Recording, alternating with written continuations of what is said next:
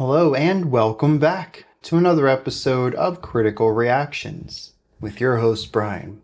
We're going to wrap up today with a special selection, which is where one of you tell me exactly what it is I need to check out. Today's comes at us from Rudy, from the Japanese version of Smile, which is not on Spotify, somewhat different from the Boris you have heard so far.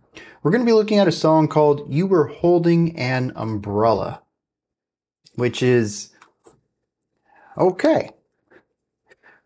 This is Boris. I'm expecting post-rock noise, but again, Rudy says this one's going to be a little different, so I'm excited.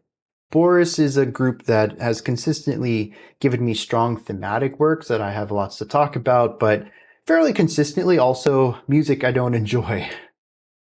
We'll see where they land me today. Let's dive into this, see what Boris is bringing to the table.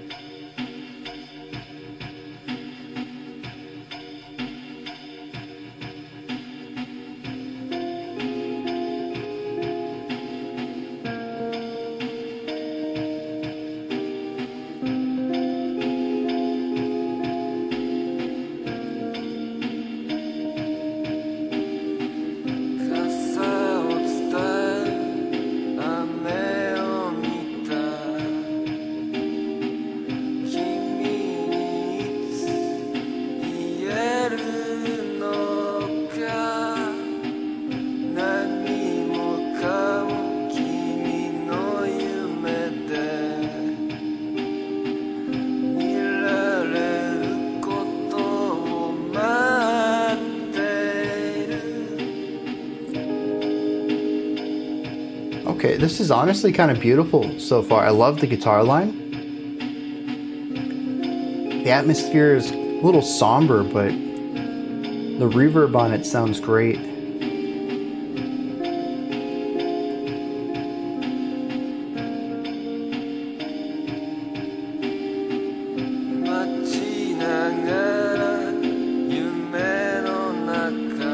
The metallic-esque, like not the genre metal, but actually sounds like metal.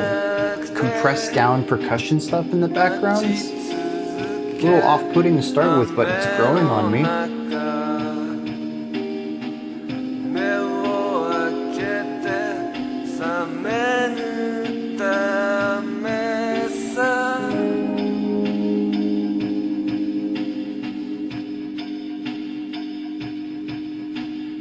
A little bit of that down tune bending on the guitars on that last note.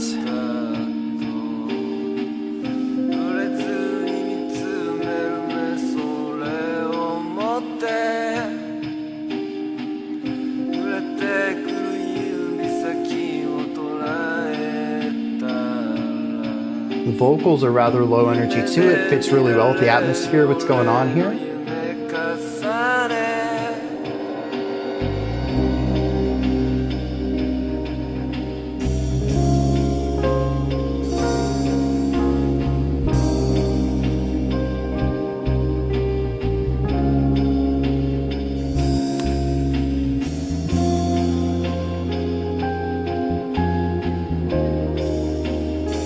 Nice bass line to go with everything.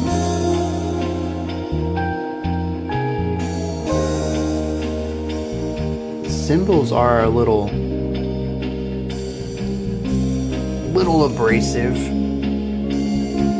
Might just be the compression on this video though, since it's not official.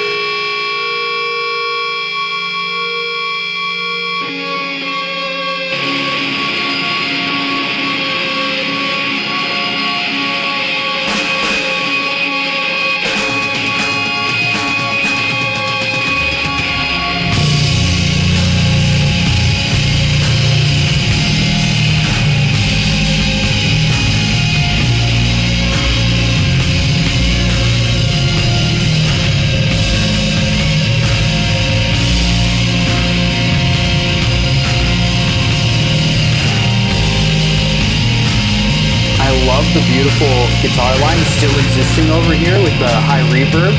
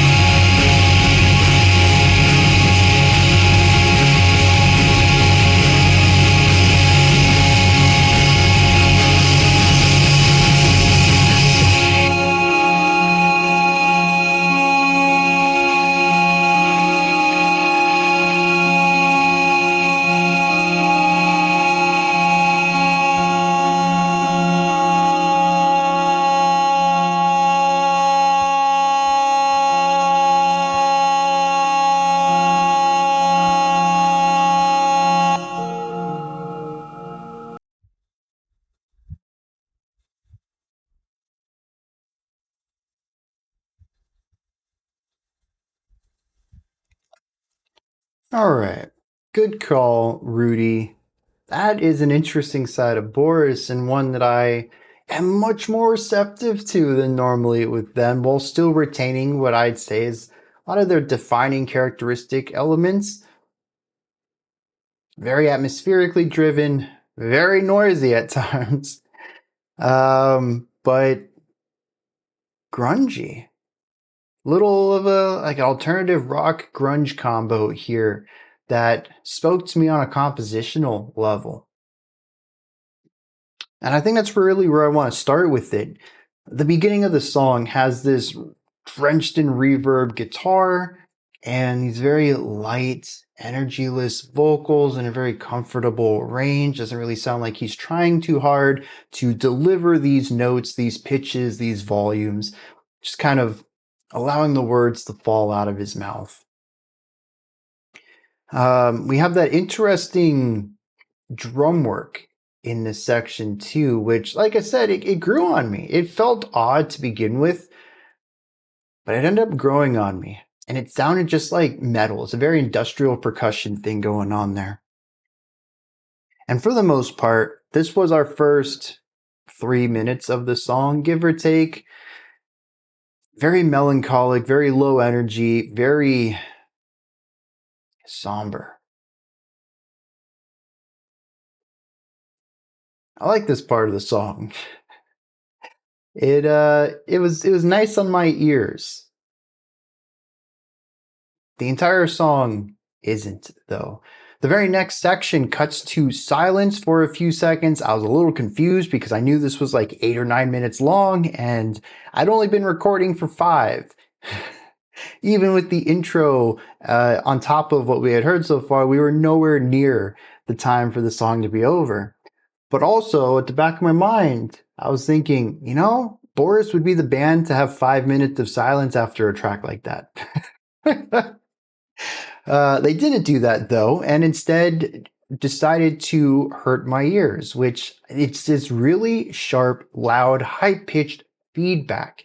And this is the second time I've had to turn down a Boris track because I am in physical pain listening to it. I don't know what it is with them and wanting to put in these specific frequencies. I don't like it though. I understand the purpose behind this section, the feedback, the noise, the compression, the grit, the blowing out of the speaker that it sounds like's going on with the bass. It is too loud. I hear blown out speakers all the time driving down the road. This is exactly what it sounds like. People who just crank the bass up until they destroy their speaker system. And that's what this bass sounds like to me. It's kind of what this whole section, this middle section sounds like to me. Is just really bad, or maybe good at one time, destroyed sound hardware. And just cranking it up even higher regardless. The feedback's still in there. It is gritty. It is filthy. It is disgusting. It is damaged. It is destroyed. It's agony. It's anguish. It's pain. All of that sorrow has been turned into hurt. I understand it from a thematic and artistic perspective. I wonder, though, if that same feeling couldn't have been portrayed with just like 10% of the grittiness shaved off. I'm not talking about making pristine production, but just don't go that extra 10%. Just stop at 100%. Is it really that? Well, you see, here's the thing. I was going to say, does it really change the effectiveness? No, I don't think it would. It's possible. It might. But what it would do is change the feeling of the song. This wouldn't be a Boris track anymore. Boris goes the extra 10%. I got to keep that in mind when I talk about bands too. It's not always just about the artistry of what's being conveyed to the artist, but it's about the what's being conveyed to the audience, but it is about the artistic expression itself. Would I have felt different if this was a little less? No, probably not. I still would have understood that this was pain and anguish built off of the sorrow. But would it have been Boris doing it? No, it wouldn't have felt very Boris at all. Regardless, that's what goes on here. It's very loud, very abrasive. What I love, though, is underneath all of this destruction off on the left is that same guitar line. The clean electric with the high amount of reverb playing, I think, the same line from the first section over there, hidden beneath the debris. Beautiful narrative storytelling there. And I love tucking that under that section. I think as soon as I brought it up too, they removed it, which was a shame, but that's my life right there. I say, hey, listen to this cool thing, and then they stop doing it. That's what the rewind button's for, I suppose. But yeah, that's my experience. I had to turn the volume down though. Like I said, it's abrasive. It is painful to listen to, not an emotional ache, but a physical one. But then we wind up the song in our final section. And the only way I can describe this is grunge. The vocals have a little bit more projection to them, a little bit more meat, but they're still, uh, what's the word I want? There's a lack of direction to them. Pitches get slurred around, just kind of like swing into pitches. When he holds out notes, there isn't this perfect intonation to it. It wavers. Sometimes it just leans a little sharp at times, and just like maybe he doesn't recognize it, maybe he doesn't care. It does eventually line back up, but for that moment, we just had a sharp lead note for a while. Um, just kind of whatever ends up being sung is what is sung. There seems to be very little uh, production for clarity purposes put on it. As we heard at the end when they were hanging out or hanging on to that final note, there is some compression and distortion put on it. And I think we had some compression throughout this song on the vocals as well. There's probably a little bit of production stuff on it in general, but not in the usual trying to clean it up and shave off the harsh edges, but almost in a way to amplify the harshness of it. Sort of the opposite of a pop production for vocals. We have this cool bass line that's just carrying us through this section, lots of movement underneath. We have the guitar line. It's part melody, part harmony. It helps encapsulate the emotion of this song. It is the pain, it's the anguish, it's the sorrow, it's all of it together here. And the song just builds and builds and builds in volume, in intensity, until we get to that final note that gets held out, and slowly we just remove layer after layer after layer on it until the song ends.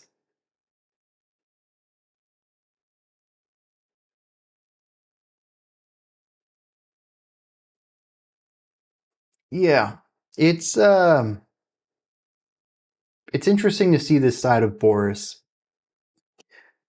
A lot of the time when I think of them, I think of post rock. I think of long drawn out atmospheric rides. Sometimes those atmospheres are palatable and consonant in their harmony, and sometimes they're just noise. I think Feedbacker did a great job of exploring both sides of this band. If you all want to check that out, I listened to that a while ago. This song does that too, but I think focusing more on their more palatable side of things. Even with that noisy middle section, it was still compositionally moving. Abrasive to the ears, sure, but the composition was solid. Good forward movement, not just static in a section, but still hyper focused on an emotion, on an atmosphere. In a sense, I'd say that this is a kind of a straightforward, grungy kind of alternative rock sound as far as the composition goes. And it's unusual for me to say that about them. I'm not used to hearing them perform strong melodic riffage. That's just not a term I associate with them. Now, maybe that's also due to my exposure to them I don't know if it's intentional, and I'm not going to single out Boris fans here, but pretty much in every band, I kind of get the pigeonholed songs.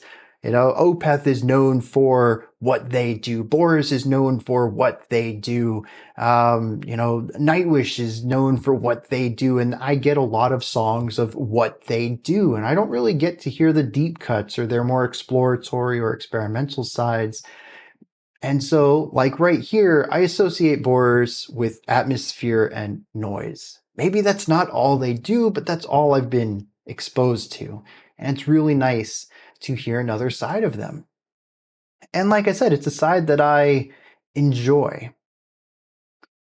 I think my big statement walking away from this is that with a different production, I'd really enjoy this. It might be something I even come back to.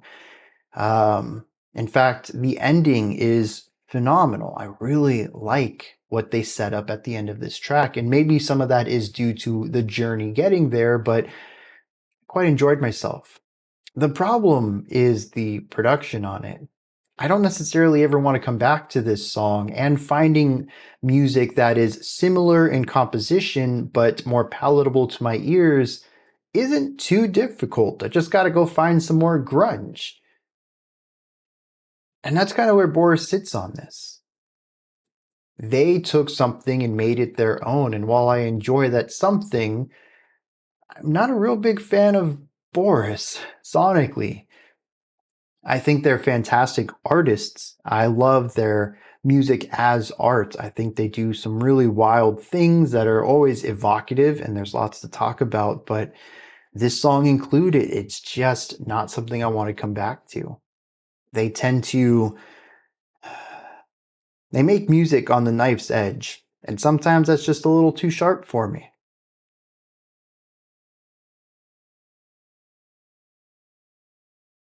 But it's where they excel. I would never ask them to leave it. Let me hit some lyrics on this, see what's going on there.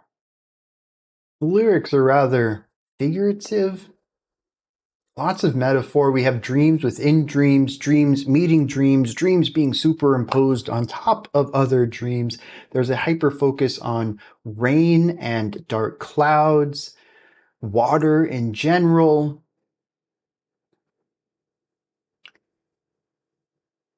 But it's also about connection. It says, I saw beads of rain running down on your umbrella, wondering when I could tell you that I was hoping you would see everything in your dream. In a dream, I'm waiting, and when I open my eyes to find out you aren't there, that's it. That's the end of the sentence. I find that to be a really strange sentence.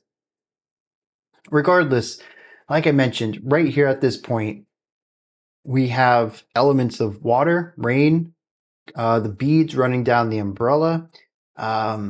And we have somebody wanting the best for another. Our narrator says, I'm hoping you would see everything in your dream. But he says that in his dream, he's still waiting. And when he opens his eyes, he finds out this other person isn't there. So all of this was just a dream. Says, I'm standing in the rain, still waiting. My eyes are open wide so as not to be awoken from this dream. And I'm dreaming of your wet hair sticking to your face, or your drenched shoulder and your fixed eyes that are gazing. And when I catch your fingers reaching out to me, I can superimpose my dream in my dream. And then I had a dream of you blaming me. You were pointing your fingers at my eyes. You blamed me in my dream, always laughing at my eyes. The sky conceals colors, making someone look down who isn't afraid of rain. The rain of betrayal sinks the dream. The whirl is taller than me, at which I make a scream. I get swallowed and carried away. I can't see anymore. Where's the umbrella? It's gone. I can't see. I hear a voice deep inside. I'm going to search for you. I hear a voice, and when I finally find it, my dream would come true. It's very down the rabbit hole. Lots of metaphor layered in here. What I pick out of this, though, is somebody who had a strong bond with someone else, wanted the best for them, and still does. But something happened, and this other person blames our narrator for that happening, and it has ruined the relationship between these two people.